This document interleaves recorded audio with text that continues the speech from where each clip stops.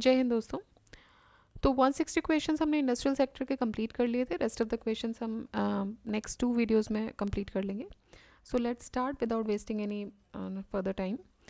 First question ये है कि विच of the following groups of goods is not included in the fast moving consumer goods. देखिए, fast moving consumer goods क्या होते हैं? ऐसे गुड्स जो कि जल्दी बिकते हैं और कंपैरेटिवली कम कॉस्ट पे बिकते हैं। ठीक है, तो ऑप्शंस देख लेते हैं। Automobiles, toiletries, dairy products, bakery products.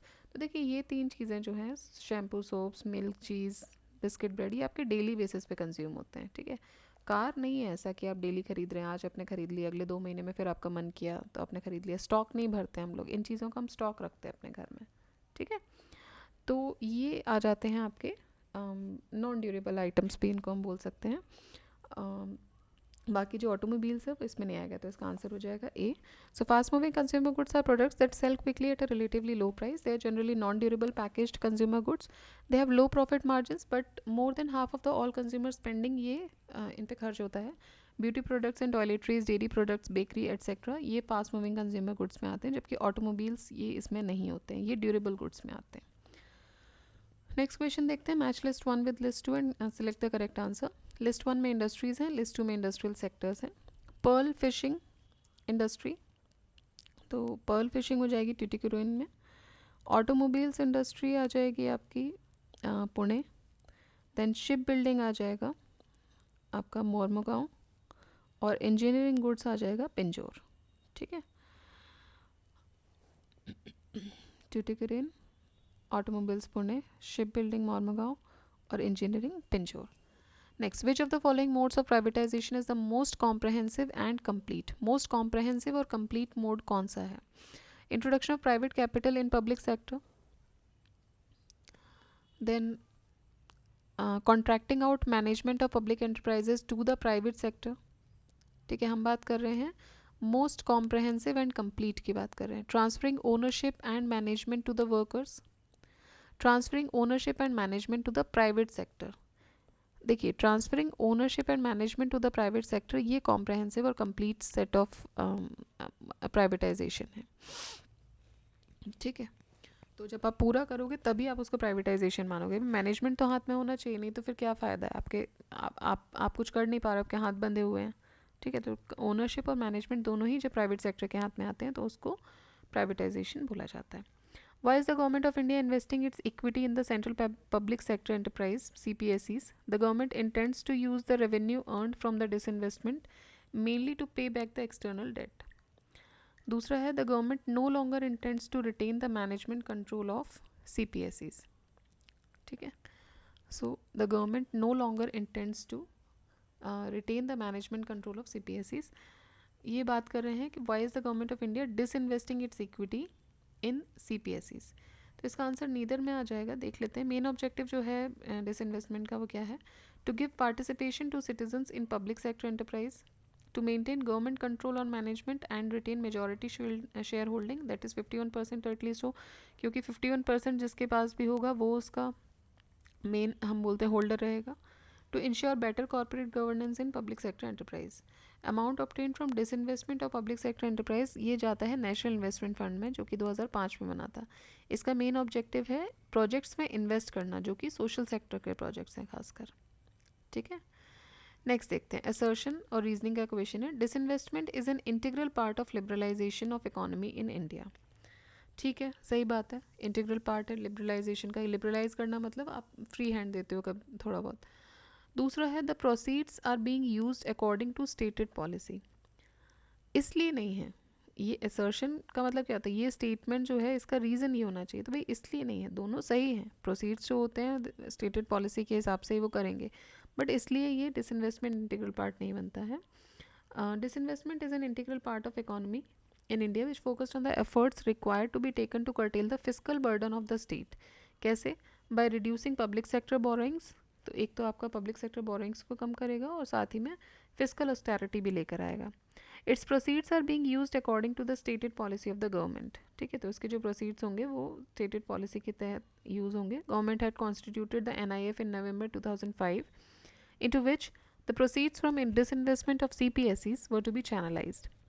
Disinvestment policy के क्लियर ऑब्जेक्टिव हैं, that is of improving the quality of assets, and skills of public sector companies at present department of disinvestment, इसको रीनेम किया गया है department of investment and public sector management, DIPAM. DIPAM जो है वो deal करता है with all matters relating to management, किसके मैनेजमेंट से, central government investments in equity including disinvestment of equity in central public sector undertakings also, दोनों में ही।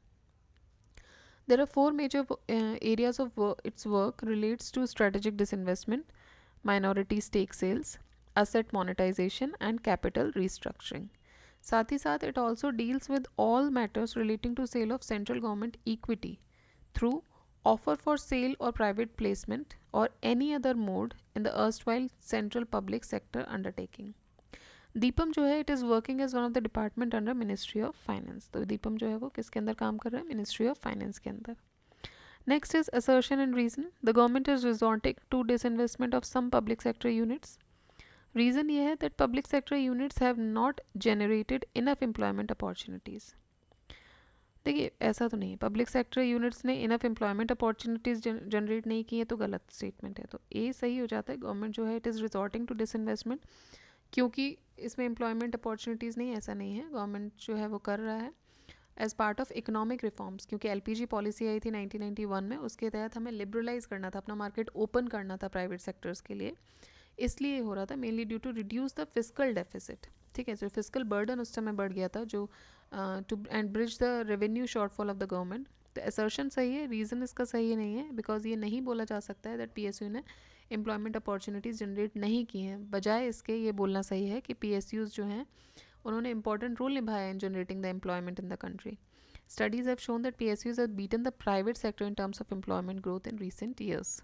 ठीक है, तो ये इसका असर्शन जो है वो सही है, बट रीजनिंग उसकी सही नहीं है। Disinvestment in public sector enterprises started from which financial year, तो डिसइन्वेस्टमेंट शुरू हुआ 91-92 से, with the sale of minority stakes in 31 selected PSUs for rupees 3038 crore. Which of the following iron and steel plant is not located on a river side? तो Bhilai steel plant river side पे नहीं है, बाकी ये तीनों हैं। Bhilai steel plant जो है वो इंडिया का लार्जेस्ट प्रोड्यूसर सप्लायर है of world class rails for Indian railways, including world's longest 130 metre rails in single piece and 260 meter long rail welded panels, and a major producer of large variety of wide and heavy steel plates and structural steel. ये बनाया गया था 1959 में with the help of USSR, तो Bhilai steel plant जो है वो USSR की मदद से बना था। ये लोकेटेड है 40 किलोमीटर्स वेस्ट ऑफ रायपुर, जो कि छत्तीसगढ़ की कैपिटल है, along the Howrah Mumbai railway line and the eastern highway. तो भिलाई जो स्टील प्लांट है वो रिवर साइड पे नहीं है। Bhilai steel plant has been establish with the assistance of, तो रशिया के असिस्टेंस से ये बनाया गया है during the second 5 year plan. ठीक है, तो भिलाई जो है वो रशिया के असिस्टेंस से बना है सेकेंड 5 ईयर प्लान के टाइम पर 1959 में। It's first blast furnace commission on 4 February 1959 Bhilai में है, छत्तीसगढ़ में। And 11 times winner of prime minister's trophy for best integrated steel plant in the country. Bhilai steel plant is India sole producer and supplier of world class rails, ये हमने देख ही लिया अभी last में। इसके साथ ही साथ it has been the flagship integrated steel plant unit of central public sector steel company steel authority of India limited. Bhilai steel plant क्या है, एक पब्लिक सेक्टर एंटरप्राइज है। राउरकेला स्टील प्लांट किसकी मदद से बनाया गया था, किसके कोलैबोरेशन से बनाया गया था, तो राउरकेला बनाया गया था जर्मनी के कोलैबोरेशन से। ठीक है, collaboration with an initial installed capacity of 1 million turns. इसका पहला ब्लास्ट फर्नेस 1959 में, तो ये भी सेकेंड 5 ईयर प्लान के टाइम पे ही बना था। और राउरकेला बना था जर्मनी की मदद से, भिलाई बना था रशिया की मदद से। It is operated by SAIL. Which of the following statement is not correct? Rourkela the first integrated steel plant in the public sector was setup with the help of Soviet Union. देखिए ये तो गलत है, अभी हमने पढ़ा राउरकेला किसकी मदद से बना था, जर्मनी की मदद से बना, सोवियत यूनियन से भिलाई बनता है। Salem steel plant is a premier producer of stainless steel in India. Maharashtra electrosmelt limited ये एक सब्सिडरी है steel authority of India limited की। Visakhapatnam steel plant is a unit of Rashtriya Ispat Nigam limited. तो ए जो है वो इनकरेक्ट है। एंड जो महाराष्ट्र इलेक्ट्रोस्मेल्ट था उसको मर्ज कर दिया गया था अपनी पेरेंट कंपनी सेल के साथ 2011 में। ठीक है, नेक्स्ट देखते हैं, Bokaro steel plant was establish with the help of, तो सोवियत यूनियन की मदद से ही बनाया गया था और ये सेकेंड 5 ईयर प्लान में बनाया गया था।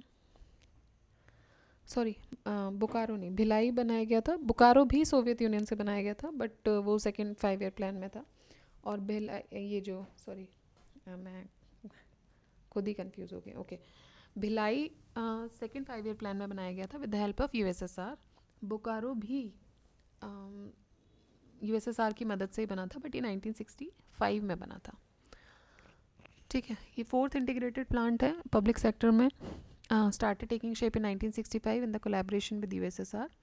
ओरिजिनली इसको लिमिटेड कंपनी की तरह बनाया गया था 1964 में, बाद में इसको मर्ज कर दिया गया था सेल के साथ, फर्स्ट एज अ सब्सिडरी, फिर उसकी यूनिट के तौर पे, through the public sector iron and steel companies. The construction work started on 6 अप्रैल 1968 और इसका पहला ब्लास्ट फर्नेस शुरू हुआ था 1972 में। विच of the following pair is not correctly matched? Rourkela Germany, ये तो सही है। भिलाई ओल्ड यूएसएसआर, ये भी सही है। दुर्गापुर यूके की मदद से बनाते हैं। बोकारो जो है वो यूएसए ने, अभी हमने देखा बोकारो भी किसकी मदद से बनाते हैं? यूएसएसआर की।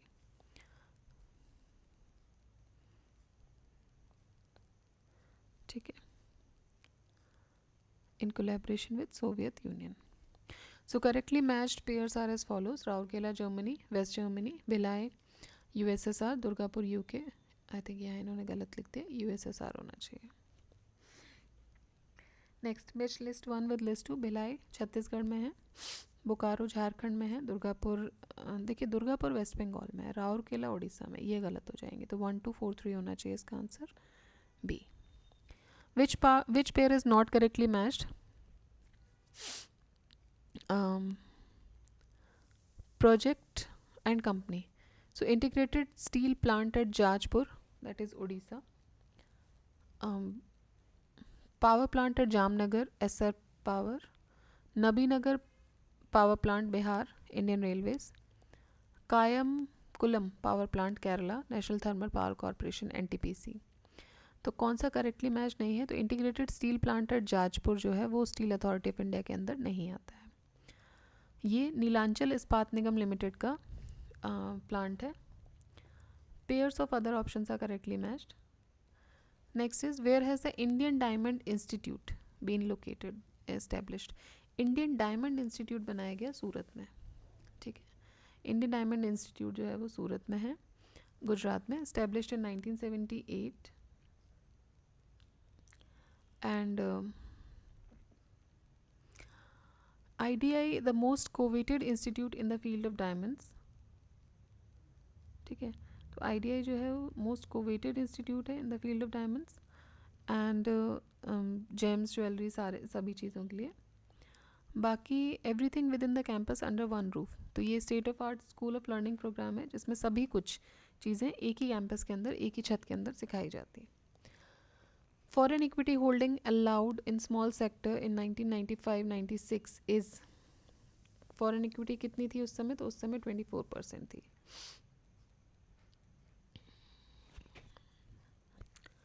The rough outline map given shows centers of cement industry labeled 1 2 3 4.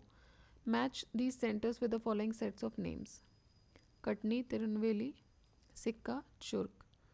Map तो दिया ही नहीं इन्होंने। ऑलराइट, हम वैसे ही देख लेते हैं। आंसर तो एटलीस्ट है। सिक्का जो है वो गुजरात में है, Katni is in MP, Churk is in UP and Tirunelveli is in Tamil Nadu. ठीक है, next, match list 1 with list 2। List 1 में प्लेस है, लिस्ट 2 में इंडस्ट्री है। विशाखापट्टनम शिप बिल्डिंग के लिए जाना जाता है। मूडी झारखंड एल्यूमिनियम के लिए जाना जाता है। गुड़गांव या गुरुग्राम जो है वो ऑटोमोबाइल्स के लिए जाना जाता है। और पनकी जो है वो उत्तर प्रदेश में है, ये फर्टिलाइजर्स के लिए जानी जाती है। ठीक है, तो पनकी फर्टिलाइजर्स के लिए हो गया, गुरुग्राम ऑटोमोबाइल्स के लिए हो गया। देखिए, अगर इसमें से 2 भी एलिमिनेट हो रहे थे इजीली, विशाखापट्टनम शिप बिल्डिंग सब जानते हैं और गुरुग्राम ऑटोमोबाइल्स के लिए है। बाकी यूपी के एग्ज़ाम में आया था, तो यूपी के स्पेसिफिक अगर हम देखें तो पनकी जो है वो क्या इसको पढ़ते हैं, I am not sure, I think Panki ही है। तो पनकी फर्टिलाइज़र्स के लिए, और मूडी जो है वो झारखंड में है, वे एल्यूमिनियम के लिए जाना जाता है। Next, match list 1 with list 2। देखिए आंवला, ये सब स्पेसिफिकली यूपी के हैं, ठीक है। तो यूपी पीसीएस का ही फर्दर अभी एग्ज़ाम आने वाला है, तो इम्पॉर्टेंट भी हो जाता है। आंवला जो है वो जाना जाता है किसके लिए? फर्टिलाइज़र्स के लिए। मोदी नगर रबर के लिए, बाराबांकी पॉलीफाइबर्स के लिए, और कानपुर जो है वो एक्सप्लोजिव्स के लिए जाना जाता है, ठीक है। फिर से मैच करना है, कोयम्बटूर, राउरकेला, कपूरथला और बरौनी। देखिए कपूरथला तो फेमस है रेल कोच के लिए, ठीक है, और राउरकेला अभी हमने देखा आयरन एंड स्टील के लिए, जर्मनी की मदद से लगाया गया 1959 में। अब बचता है कोयम्बतूर और बरौनी। तो बरौनी में पेट्रोलियम के लिए फेमस है, और कोयम्बतूर जो है वो टेक्सटाइल्स के लिए है। नेक्स्ट देखते हैं, again we have to match. Singrauli, Kajrahat, Koyali और आनंद। तो आनंद तो हो गया गुजरात में, मिल्क के लिए है। सिंगरौली जो है वो कोल के लिए है। अब बचा कजारहट और कोयली। तो अगर हम देखें ए का 3 और डी का 2, ए का 3 और डी का 2, तो सी आंसर हो जाएगा। कजारहट जो है वो सीमेंट के लिए है, कजारहट, और कोयली जो है वो ऑयल के लिए है। अब बताना है कि इनमें से कौन सा सही मैच नहीं है। Biotechnology park Lucknow, tronica city Noida, plastic city Kanpur, leather park Unnao. तो ट्रॉनिका सिटी नोएडा में नहीं है, गाज़ियाबाद में है, ठीक है। बाकी सारे पेयर्स, बायोटेक पार्क लखनऊ में सही है, प्लास्टिक सिटी कानपुर सही है, लेदर टेक्नोलॉजी पार्क उन्नाव भी सही है। With reference to National Investment Fund to which the disinvestment proceeds are routed, consider the following statements. The assets in NIF are managed by Union Ministry of Finance. The National Investment Fund is to be maintained within the Consolidated Fund of India. Certain asset management companies are appointed as fund manager. A certain proportion of annual income is used for financing select social sectors. ठीक है, तो ये पूछ रहे हैं कि पहला statement ये बोल रहा है कि मिनिस्ट्री ऑफ फाइनेंस के अंदर आता है, और इसका जो इन्वेस्टमेंट है वो कंसोलिडेटेड फंड ऑफ इंडिया के द्वारा मेंटेन किया जाता है। ये सही है या नहीं है, तो देखते हैं। आंसर इसका 3 और 4, मतलब कि 1 और 2 सही नहीं है। नेशनल इन्वेस्टमेंट फंड सेटअप हुआ था नवंबर 2005 में for channelising the proceeds from disinvestment. तो डिसइन्वेस्टमेंट करके जो भी पैसा आ रहा है उसको चैनलाइज करने के लिए था ये।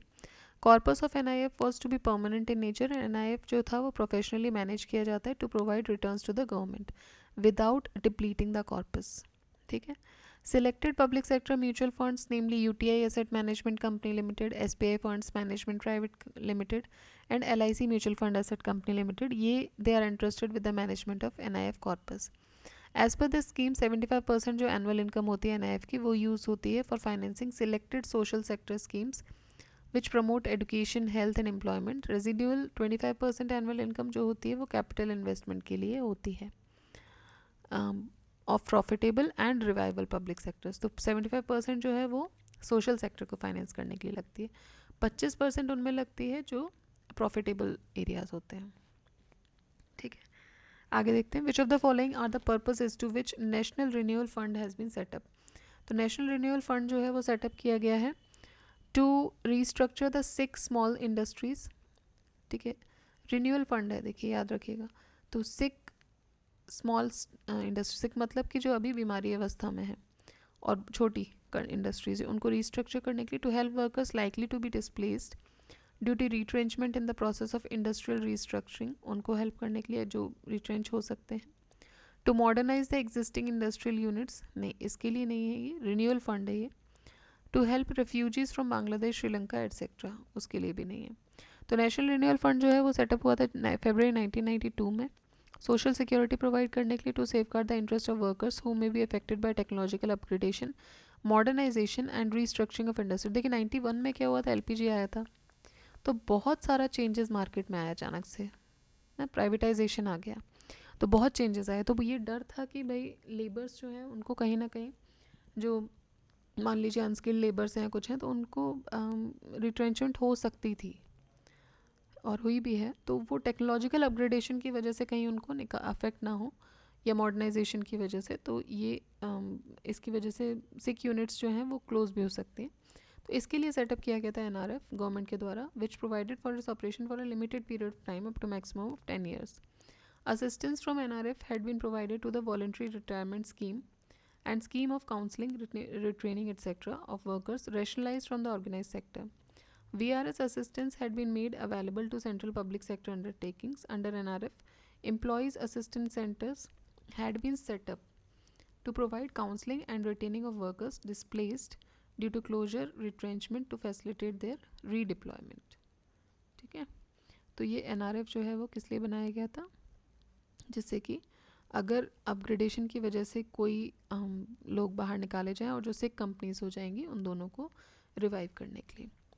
विच of the following is the objective of national renewal fund, तो इनमें से to safeguard the interest of workers who may be affected by technological upgradation of the industry and closure of sick units. To develop the core sector, ये नहीं है. For the development of infrastructure such as energy, transport, communication, irrigation. For human resource development जैसे कि full literacy, employment, population, वो सब नहीं. ठीक है. Consider the following statement. The objective of National Renewal Fund set up in 1992 were to give training and counseling for workers affected by retrenchment of ARS, redeployment of workers. तो दोनों ही सही हैं. अभी हमने इसका objectives देखे. National Renewal Fund has been established for तो ये retraining of labor. National Renewal Fund was constituted for the purpose of social security. Which of the following is refer to as golden handshake. Golden handshake किसको बोलते हैं? Golden handshake बोलते हैं voluntary retirement scheme को, VRS को. VRS are adopted in order to reduce the surplus staff. ठीक है, तो इसको अडॉप्ट किया गया था जिससे कि सरप्लस स्टाफ को रिड्यूस किया जा सके. Workers, executives of companies, authority of cooperative societies, ये वॉलंटरी रिटायरमेंट ले सकते हैं. Both public and private sector companies can offer voluntary retirement schemes. तो दोनों ही कर सकती हैं, पब्लिक सेक्टर भी, प्राइवेट सेक्टर भी. ये स्कीम जो है इसको गोल्डन हैंडशेक बोला गया. Through voluntary retirement the employ strength is reduced so that company can reduce the overall cost of the firm. India में an employ must have completed 10 years of service और must be above 40 years of age to avail the VRS. तो VRS के लिए दो चीज़ें ज़रूरी हैं. एक, आपकी उम्र 40 से अबव होनी चाहिए. दूसरा, आपने 10 साल से ज़्यादा की सर्विस की हो या 10 साल कंप्लीट कर ली हो. ठीक है.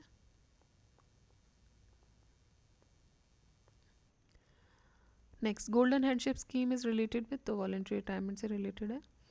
Korean multinational company POSCO wants to invest ₹52,000 crore in. तो ये था उड़ीसा में इन्वेस्ट करना चाह रही थी. ये क्वेश्चन है 2010 का. ये एक स्टील प्लांट बनाना था इनको नियर पारादीप. हाउएवर बहुत सारे रेगुलेटरी डिलेज और कंट्रोवर्सीज की वजह से कंस्ट्रक्शन नहीं शुरू हुआ. Kandla situated in the gulf of Kutch is well known for which of the following industries. तो कांडला जानी जाती है एक्सपोर्ट प्रोसेसिंग जोन के लिए. India is the first country in Asia which accepted the importance of export processing zones in export promotion and established Asia's first export processing zone in Kandla in 1965. आज India's today it is considered as India's largest multi-product functional special economic zone encompassing 1,000 acres with about 255 performing units. ठीक है. Next, consider the following statements. Industrial development in India to an extent is constrained by. तो industrial development जो है India में वो कॉन्स्ट्रेन हुआ है कुछ हद तक. किससे? In lack of adequate entrepreneurship and leadership in business, lack of savings to invest, lack of technology skills and infrastructure, limited purchasing power among larger masses. ठीक है, तो देखिए ये पूछ रहे हैं कि इंडस्ट्रियल डेवलपमेंट इंडिया में जो है वो कॉन्स्ट्रेंड है. क्यों? Lack of adequate entrepreneurship and leadership in business. देखिए इसकी कमी किसी के पास नहीं है. हज़ारों आइडियाज़ होते हैं और हज़ारों लीडरशिप क्वालिटीज़ भी आपको मिल जाएंगी और अच्छी leadership quality, because India is known for leaders. ठीक है, और हर इंसान के पास है. आज आप में से भी जितने लोग सुन रहे हैं आपके पास भी कुछ ना कुछ आइडियाज़ हमेशा आते रहते होंगे. मेरे पास बहुत आइडियाज़ हैं, बट बाकी जो कमियां होती हैं जिनकी वजह से ये पूरे नहीं हो पाते, वो कमियां क्या हैं कि सेविंग्स नहीं है इन्वेस्ट करने के लिए, अगर आइडियाज़ हैं भी तो उनको टेक्नोलॉजी के साथ कैसे कोप अप किया जा सके, इंफ्रास्ट्रक्चर नहीं होता है आपके पास, उतनी स्किल्स नहीं होती हैं आपके पास, मैन पावर नहीं होती है, परचेजिंग पावर भी लिमिटेड है ज़्यादातर लोगों की। तो ये सब जो है इनकी वजह से इंडिया में कॉन्स्ट्रेंट है इंडस्ट्रियल डेवलपमेंट का। ठीक है, लो कैपिटल फॉर्मेशन होती है। Next is क्रिजिल। क्रिजिल क्या है? It evaluates the credit worthiness of a company. तो ये क्रेडिट रेटिंग कंपनी है। Information services of credit rating information services of India limited, CRISIL. ये बनी थी 1987 में। ये ओल्डेस्ट क्रेडिट रेटिंग एजेंसी है in the India, one of the oldest. It evaluates the credit worthiness of commercial entities on the basis of their strength, market reputation, market share and board. The term base erosion and profit sharing, BEPS, is sometimes seen in the news in the context of। तो base erosion and profit sharing क्या होती है कि curbing the tax evasion by multinational companies.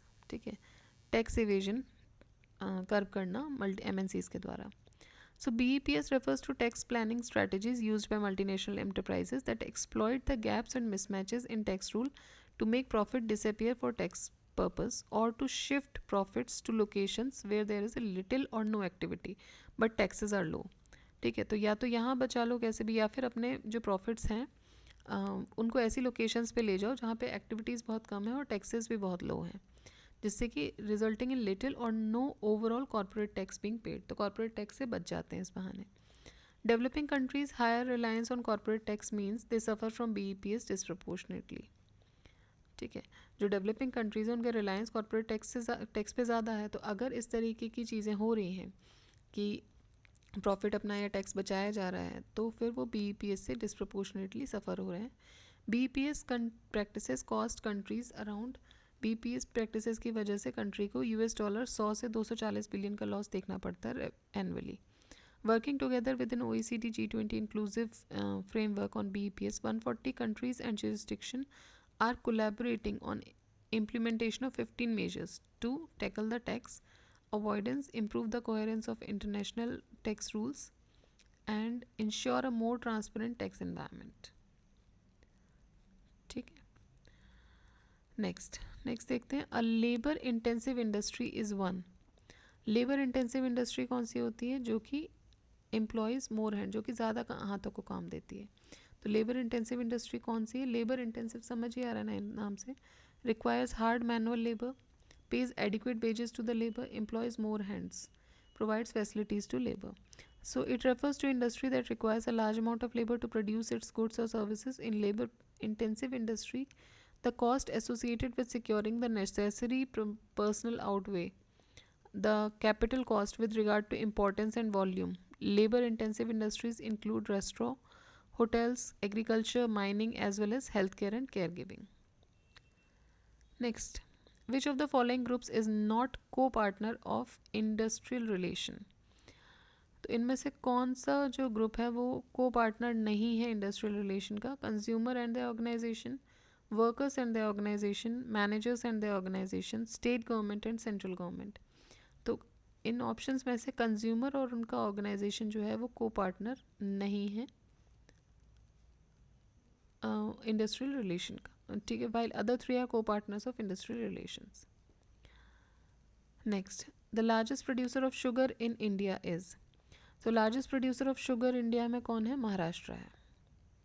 ठीक है, तो largest producer of sugar हो गया महाराष्ट्र। ये 2021-22 का अगर देखें तो भी महाराष्ट्र है, उत्तर प्रदेश सेकंड पे है और कर्नाटका थर्ड पे है। ठीक है, सो यूपी और कर्नाटका में बहुत डिफरेंस है। अगर चेंजेस आते भी हैं फ्यूचर में तो वो यहाँ आ सकते हैं। जैसे कि आप देखो कि 2020-21 में महाराष्ट्र में कम था थोड़ा, इधर ज़्यादा था। तो यहाँ चेंजेस आने के चांसेस बहुत ज़्यादा हैं कि फर्स्ट रैंक पे कौन रहेगा। अभी 2021-22 का जो सेकंड एडवांस एस्टिमेट है उसके हिसाब से महाराष्ट्र है, यूपी सेकंड नंबर पे, बट इसका लेटेस्ट हमको चेक करना पड़ेगा।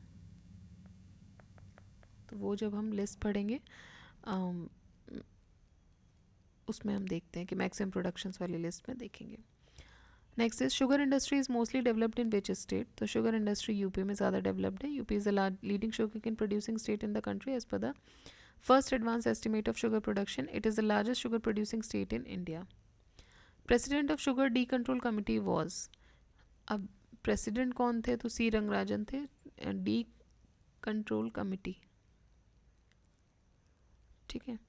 तो ईयर 2013-14 एक वाटरशेड रहा for the sugar industry. Central government considered the recommendation of the committee headed by C Rangarajan on deregulation of sugar sector and decided to discontinue the system of levy obligations on mills for sugar produced after September 2012 and abolished the regulated release mechanism on open market sale of sugar.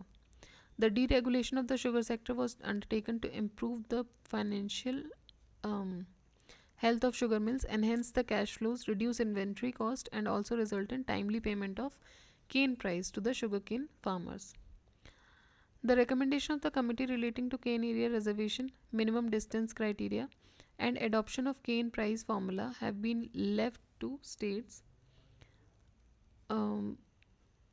for adoption and implementation as considered appropriate by them.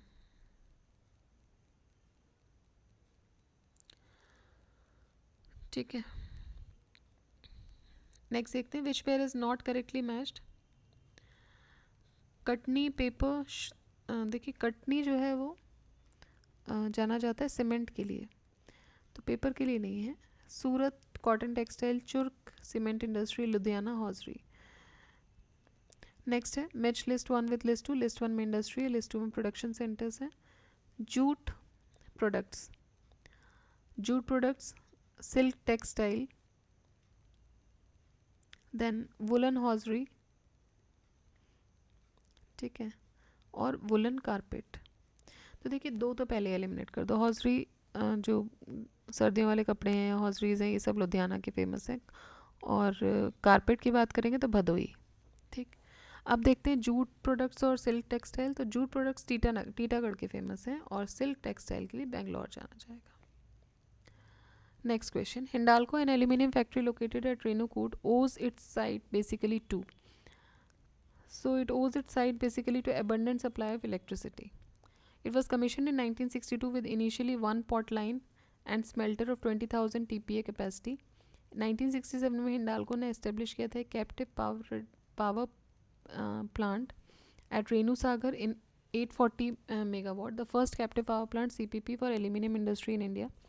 This, along with the co-generation power unit 84 megawatt, ensures continuous supply of power for smaller and other operations.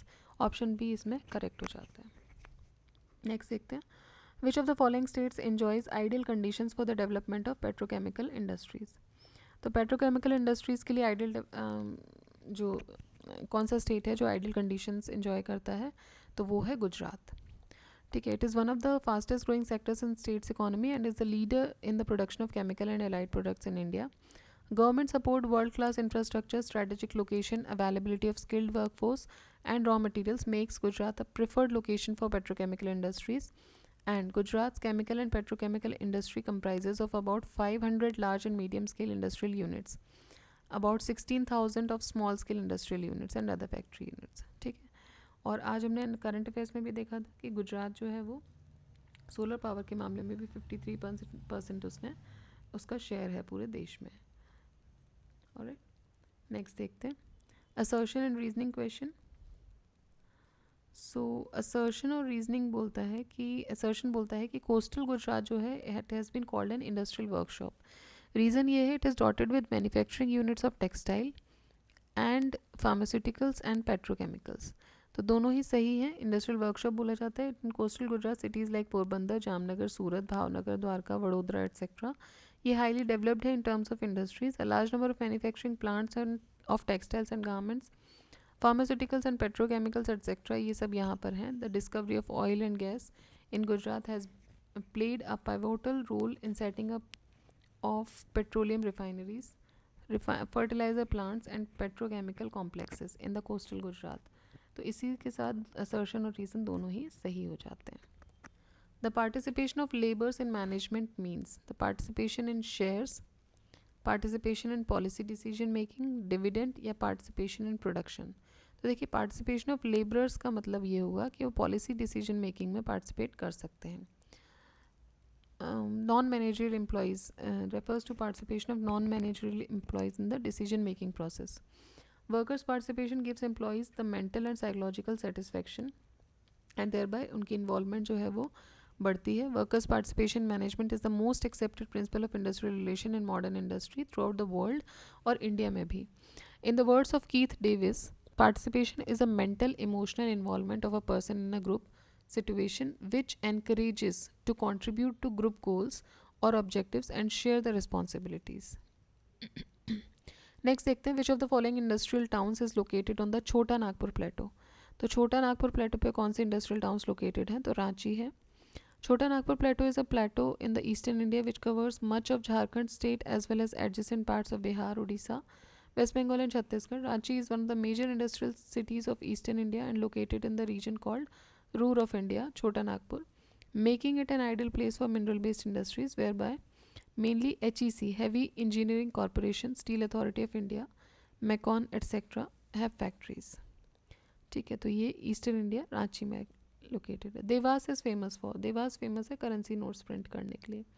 ये मध्य प्रदेश में है, एक industrial town है and houses the governments currency note printing press. Consider the following factors regarding an industry. Capital investment, business turnover, labour force, power consumption. Which of these determine the nature and size of industry. तो देखिए business turnover तो नहीं कर रहा है, nature and size की हम बात कर रहे हैं, वो हमें पता चल जाती है कैपिटल इन्वेस्टमेंट से, लेबर फोर्स से और पावर कंजम्पशन से. ठीक है, अभी लेकिन अगर हम देखते हैं तो टर्नओवर्स भी इसमें इम्पॉर्टेंट रोल प्ले करते हैं. तो क्वेश्चन 2001 का है, उस समय के हिसाब से नहीं था, बट अभी ये भी इसमें साइज में आएगा. Which of the following are correctly match establishment of manufacturing year and place. Setting up the first cotton mill 1854 near Bombay. देखिए पहली कॉटन मिल इस्टेब्लिश हुई थी 1818 में at Gloster near Kolkata, but ये that was a commercial failure. ठीक है, तो जो पहला वाला तो गलत है, 1818 में हुआ था, फोर्ट ग्लॉस्टर कोलकाता में हुआ था, दोनों ही इसमें गलत है. ईयर 1818.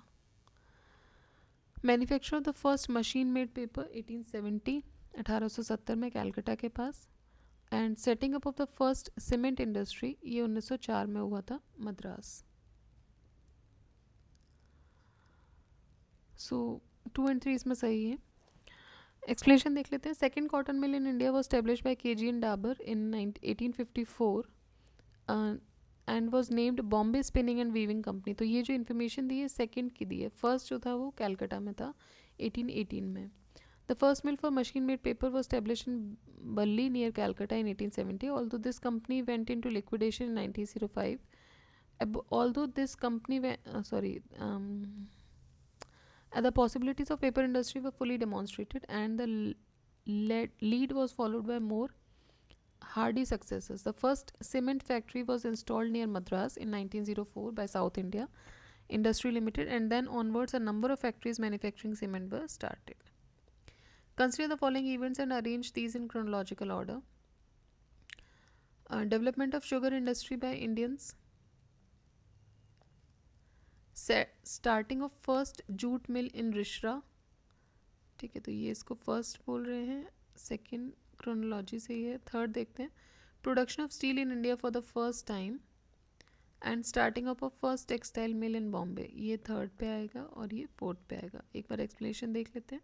सो 1903 में with the advent of modern sugar processing in India and set up the first sugar mill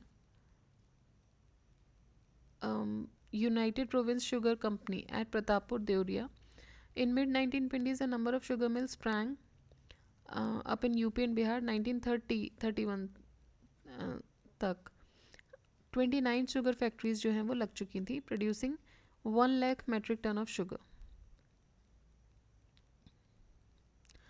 The first jute mill was established by British entrepreneur George Ackland and Bengali financier Babu Bisumber Sen in Rishra near Serampur in Bengal 1855 में. First attempt to establish an iron and steel industry in India on model lines was made in 1830 by Josiah Marshall Health a member of civil service of the East India Company. After leaving the public services, he invested the whole of his fortune in a steel plant, which he erected at Porto Novo at the Madras coast. The steel produced here was of good quality and was exported to England.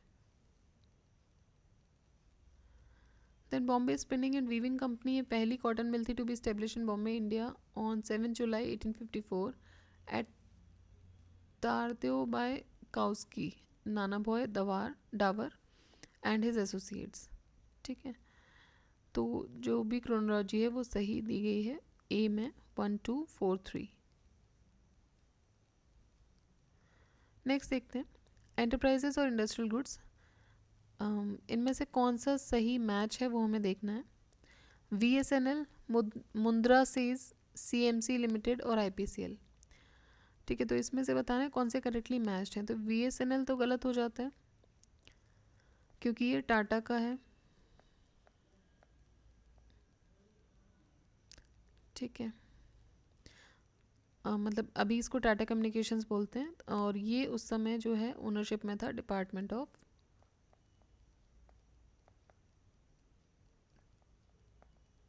Telecommunication. एक second.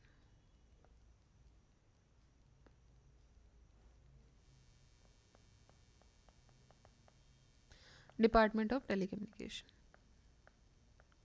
ठीक है. It was acquired by Tata Group and renamed as Tata Communications in February 2008. तो acquire किया इसको टाटा ने और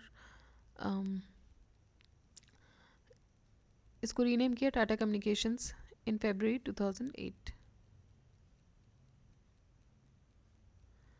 next देखते हैं which among the following multinational companies are functioning in India.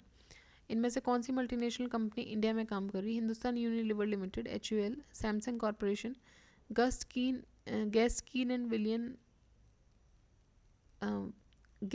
and Williams Limited and LG. तो देखिए which among the following multinational companies are functioning in India. अब उस समय अगर हम देखें 2014 का क्वेश्चन है. Samsung corporation was functioning and LG.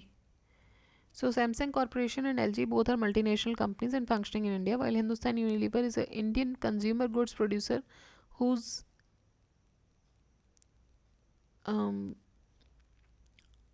देखिए whose headquarter is in Mumbai, ये बोल रहे हैं. ठीक है. It is an Indian subsidiary company of British Dutch multinational company Unilever. It is not a multinational company in itself. तो ये Indian subsidiary company है किसकी. British Dutch multinational company की, हिंदुस्तान यूनिलीवर. तो इसीलिए ये मल्टीनेशनल कंपनी मतलब नहीं है. गेस्ट कीन एंड विलियम्स जो लिमिटेड जो है वो एक इंजीनियरिंग कंपनी है. The company is currently engaged in industrial warehousing at Howrah, West Bengal and in investment and treasury operations on all the Indian basis. It is not a multinational company. Alright.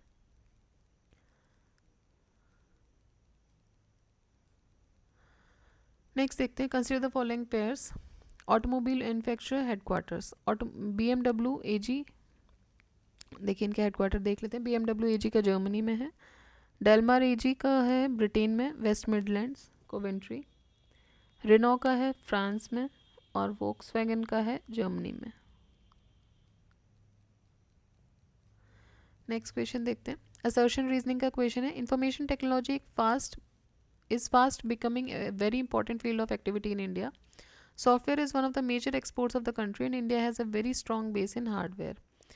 तो देखिए ये तो सही है कि information technology fast becoming very important field of activity in India. लेकिन अगर हम बात करें रीज़न की बात करें तो software is one of the major exports of country, ये बिल्कुल सही है. But India has a very strong base in hardware, इसको ये सही नहीं है. इंडिया के पास बहुत ज़्यादा स्ट्रॉन्ग हार्डवेयर का नहीं है. ठीक है. तो इसीलिए हम बोलते हैं ना कि जब कोई बड़ी कंपनी होती है वो अपना टेस्ट बेड बनाती है इंडिया को, क्योंकि इंडिया के पास हार्डवेयर यस बेसिकली जनता बहुत है. तो हमारा टेस्ट बेड व्हाट्सएप को लेट से कुछ लॉन्च करना है तो इंडिया उनके लिए एक टेस्ट बेड है. यहाँ की जो जनता है वो इतनी ज़्यादा है और मतलब व्हाट्सएप ऑलमोस्ट सब यूज़ कर रहे हैं. तो उनके लिए एक टेस्ट बेड है. वो सारी चीज़ें यहाँ से समझ लेते हैं कि भाई क्या क्या चलेगा. ऑलराइट. तो ये है इसमें रीज़न जो है, जो सेकंड पार्ट है रीज़न का, वो गलत है. स्ट्रॉन्ग बेस नहीं है हार्डवेयर में, इसलिए ऐसा नहीं है. नेक्स्ट देखते हैं. The all India khadi and village industries board was setup during which plan. तो फर्स्ट प्लान, सेकंड, थर्ड या फोर्थ, तो ये फर्स्ट 5 ईयर प्लान के टाइम पे सेटअप हुआ था all India khadi and village board. Alright. So the idea for promoting the rural cottage industry were elaborated in the first 5 year plan, जो कि था 1951 से 56 तक, और which laid down the policy framework for setting up of a body for khadi and village industry. In accordance with this, Government of India also set up a All India Khadi and Village Industries Board in January 1953. In April 1957, KVIC created as a statutory body under the KVIC Act 1956, which took over the work of former AIK VIB. The head office of Khadi and Village Industry Commission is located at, इसका head office जो है वो मुंबई में है. It is a statutory commission under the Government of India. It works under the Ministry of Micro, Small and Medium Enterprises. इसके 6 zonal offices हैं, दिल्ली में, भोपाल में, बेंगलोर में, कोलकाता, मुंबई एंड गुवाहाटी. नेक्स्ट देखते हैं. Which one of the following pairs is not correctly matched? Goswami committee, Janaki Raman committee, Malhotra committee और Tarapur committee. ये बोल रहे हैं इसमें से करेक्टली मैच कौन सा नहीं है. सो देखिए, तारापुर कमेटी इसमें से सही मैच नहीं है. इसको कॉन्स्टिट्यूट किया था रिजर्व बैंक ऑफ इंडिया ने for suggesting a road map on full convertibility of rupee on capital account. बाकी सब सही है. गोस्वामी कमेटी इंडस्ट्रियल सिकनेस की प्रॉब्लम को डील कर को कैरी ओवर करने के लिए है. जानकी रमन कमेटी बनाई गई थी for investigation of share scam. Malhotra committee बनाई गई थी for the giving the suggestions on reforms in insurance sector. Meera Seth committee was related to, Meera Seth committee थी डेवलपमेंट ऑफ हैंडलूम से related. Meera Seth was the chairperson of 12 member committee related to development of handloom sector. इसमें the committee had recommended for the establishment of national handloom fund of 500 crore. Satyam committee, Satyam committee deal करती है textile policy के साथ. Satyam committee on textile policy constitute हुई थी जुलाई 1998 में and it submitted its report in August 1999. The national textile policy 2000 ये based थी सत्यम कमेटी रिपोर्ट पे. मेन ऑब्जेक्टिव इसका क्या था? To facilitate the textile industry to attain and sustain a preeminent global standing in the manufacture and export of clothing and equip the industry to withstand pressures of import penetration and साथ ही साथ एक dominant presence भी maintain कर पाए domestic market में. The chairperson of National Commission for Enterprises in the Unorganized Sector is, तो ये 2005 का क्वेश्चन है, उस समय अर्जुन सेन गुप्ता जी थे. Rajasthan State Industrial Development and Investment Corporation established in 1969 under the Companies Act 1956. It helps to establish industrial areas, बिल्कुल सही, provide social infrastructure, provide project report, project profile and managerial services. तो ये सारे ही इसमें सही हैं. ठीक है. बाकी ये स्टेट स्पेसिफिक क्वेश्चन है, उतना इम्पॉर्टेंट. बाकी स्टेट्स अगर कोई राजस्थान का एग्ज़ाम नहीं दे रहे हैं तो उनके लिए इतना इम्पॉर्टेंट नहीं है. और ये जो स्टेट कॉरपोरेशन जो बनाया गया था ये 1969 में बनाया गया था Rajasthan state and industrial mineral development corporation के हिसाब से. And then it was bifurcated into RIICO, Rajasthan industrial development and investment corporation, and RSMDC, Rajasthan state mineral development corporation. Rajasthan state industrial development and investment corporation RICO has signed a MOU with the Japanese company for the establishment of Japanese unit in Neemrana industrial area. उस Japanese company का नाम क्या है जो ये करना चाह रही थी? उसका नाम था जेत्रो. In the states of India, the state finance corporations have given assistance mainly to develop. तो स्टेट फाइनेंस कमीशन मेनली क्या डेवलप करते हैं? Medium and small scale industry. Central industrial finance corporation establish हुआ था under the industrial finance corporation act 1948 for the purpose of providing medium and long term loans to industrial undertakings that remain outside the normal activities of commercial banks. The desire of the state government was that similar corporations should be formed in the state so that the work of industrial finance corporations can be supplemented. The intention is that the state corporation will restrict their activities to the financing of medium and small scale industries, um, and as far as possible will consider only such proposals which are outside the purview of central industrial finance. The rank of India in the world textile export is, तो ये rank थी 4th, 2007 का question है. देखिए अभी अगर देखें as per the website of invest India, तो इंडिया जो है वो 6th लार्जेस्ट एक्सपोर्टर है टेक्सटाइल्स और एपरल्स का वर्ल्ड में. Which of the following pairs in industry and industrialists is not properly matched? Reliance Mukesh Ambani, Wipro R Krishnamurthy, Airtel Bharti Mittal and nano car Ratan Tata. तो देखिए विप्रो के कृष्णमूर्ति नहीं हैं, ये हैं अजीज प्रेम जी. ठीक है, Azim Premji. All other pairs are correctly matched. Next question is e biz portal. E biz portal refers to, e biz का मतलब होता है single window for approach to government services. Biz मतलब बिजनेस, तो single window for approach to government services as part of government's initiative to improve the business environment and ease of doing business in the country. Ministry of Commerce and Industry launched the e-biz portal on 28th January 2013, comprising license and permit information services component. It serves as online system for providing efficient and convenient government to government services to the business community in India. Next is e commerce. का मतलब क्या होता है? E commerce का मतलब होता है trade on internet. तो ये अब तो बहुत ही ईजी हो गया आपके लिए, अब आपको पता है कि ई कॉमर्स क्या होता है. 2003 का ये क्वेश्चन है. E commerce operates in 4 market segments: business to business, business to consumer, consumer to consumer and consumer to business. Which of the following is the largest e commerce company of India? Largest e commerce company 2015 का ये question है, तब M junction थी. So M junction service limited जो है वो 50-50 venture है, promoted by SAIL and Tata Steel. M Junction, founded in February 2001, it is today not only the India's largest e-commerce company, but वो साथ में वर्ल्ड का largest ई market place भी run करता है for steel. It has radically transformed the steel and coal supply chain in India by ushering in efficiency, transparency and convenience to the way steel and coal are bought and sold. According to Flipkart, today Flipkart is the India's largest online marketplace and one of the India's leading technology powerhouses, which has pioneered the old way shops online. Although UPPCS ने इसका answer Flipkart दिया था, जो कि ये गलत मान रहे हैं. Which among the following is the largest software company in the world in India? तो TCS. और ये प्रेजेंट मतलब ये जनवरी 2021 का डेटा देखें तो TCS लार्जेस्ट है and 38th in the world, जो फोर्ब्स रैंकिंग 2019 की उसके हिसाब से. व्हाट इज़ और are the purpose of district mineral foundations? District mineral foundation के क्या क्या पर्पस हैं? Promoting mineral exploration activities in mineral rich districts, protecting the interest of the person affected by mining operations, ये सही है. Then authorising state government to issue licences for mineral exploration.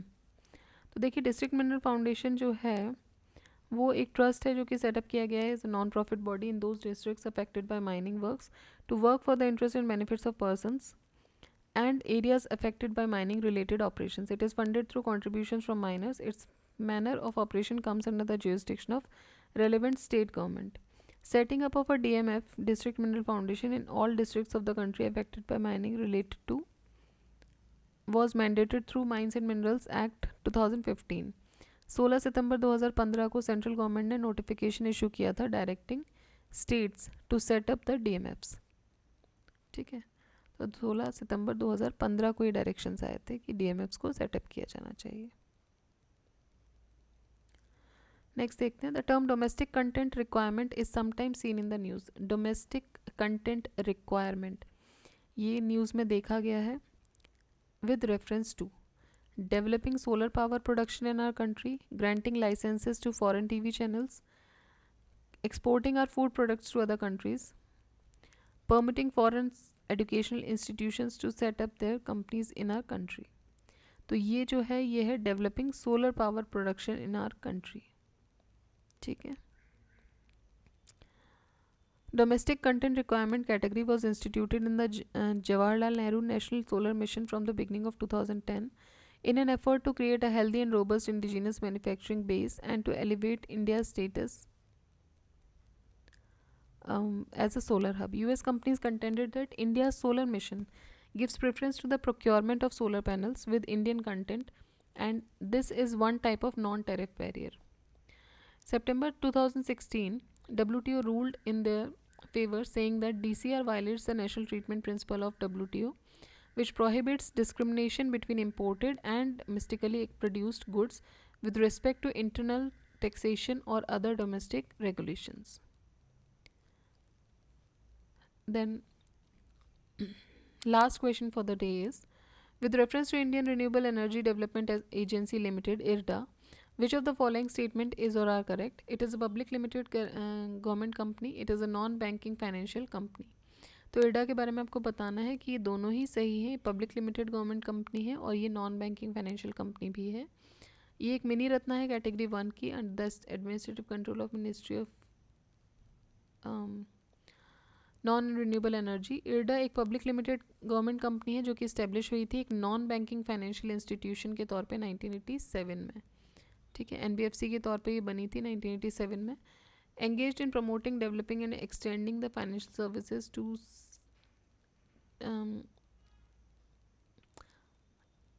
financial assistance for setting up projects related to new and renewable sources of energy and energy efficiency conservation. तो दोनों ही इसमें statement सही है. एक non banking financial company थी और public limited government company भी है. तो ये थे हमारे 235 क्वेश्चंस. ऑल्दो मैंने बोला था कि इनको 2 पार्ट्स में कर लेंगे बट फ्लो में पता नहीं चला एंड मैंने रियलाइज़ किया 214th या 15th क्वेश्चन पे कि नाउ अब इतने क्वेश्चन छोड़ने का मतलब नहीं है. सो आई कंप्लीटेड दिस ऑल. सो इसके बाद जो हमारा चैप्टर आएगा वो आएगा टर्शरी सेक्टर पे. इसमें देख लेते हैं एक बार कि कितने क्वेश्चंस इसमें हैं टोटल. देखिए इसमें ज़्यादा नहीं है, इसमें 24 ही क्वेश्चंस हैं तो ये तो एक ही वीडियो में कवर हो जाएगा.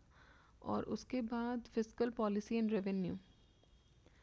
Fiscal policy and revenue I guess बड़ा चैप्टर है. यस इसमें काफ़ी क्वेश्चंस हैं.